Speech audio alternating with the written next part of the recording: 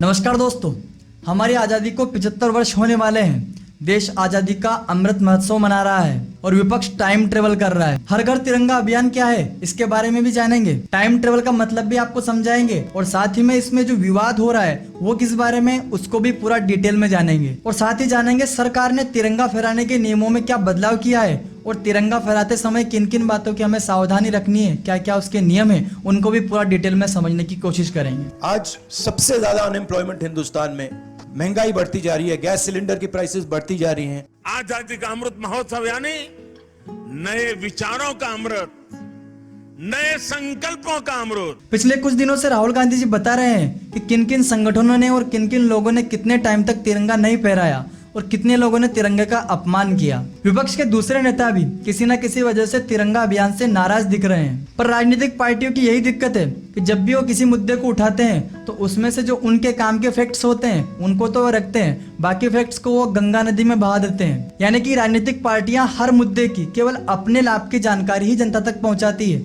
सरकार हर घर तिरंगा अभियान लेके आई और विपक्ष महंगाई और बेरोजगारी जैसे मुद्दे। पर इन मुद्दों को उठाने के लिए क्या ये सही समय है?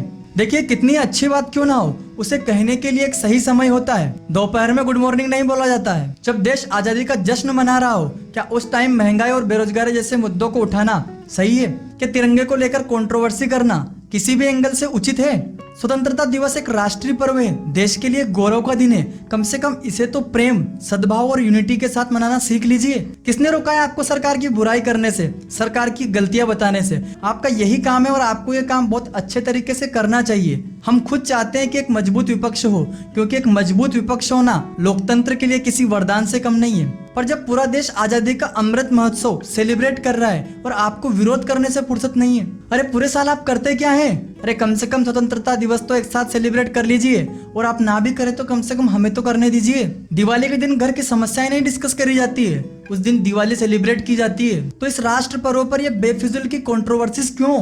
सरकार की मंशा है कि हर घर तिरंगा लगाने से देश की एकता बढ़ेगी और निश्चित रूप से ऐसा होगा भी। विपक्ष अगर चाहे तो सरकार को घेरने के अलावा भी बहुत कुछ कर सकता है। अच्छे काम करने के लिए पावर नहीं, साफ नियत होनी चाहिए। तिरंगा देश की आन बान और शान है, इसका सम्मान किसी भी प्रकार से कम ना हो।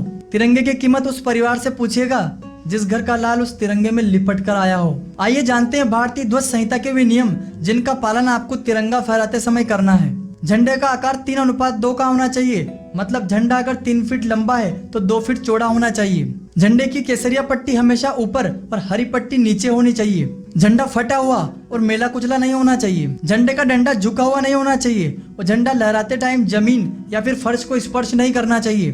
किसी भी दूसरे झंडे को राष्ट्र ध्वज से ऊंचा या फिर बराबरी पर नहीं लगाना है। किसी भी प्रकार की फूल माला, कोई भी प्रतीक चिन्ह या फिर कोई भी दूसरी चीज झंडे के डंडे पर नहीं होनी चाहिए। अब जानते हैं भारत सरकार द्वारा भारतीय ध्वज संहिता में किए गए बड़े बदलाव। अब आप राष्ट्र ध्वज को दिन और रात दोनों समय फहरा सकते हैं। और दूसरा बड़ा बदलाव, अब मशीन और पॉलिएस्टर से बने तिरंगे भी फहराए जा सकेंगे। न जाने कितने लोगों ने अपना सर्वोच्च बलिदान दिया होगा, तब जाके हमें तिरंगा फहराने का गौरव मिला है। 15 तारीख को आप तिरंगा फहराएं या नहीं फहराएं, पर 16 तारीख को तिरंगा बस रोड पर नहीं दिखना चाहिए। मिलते हैं अगले वीडियो में।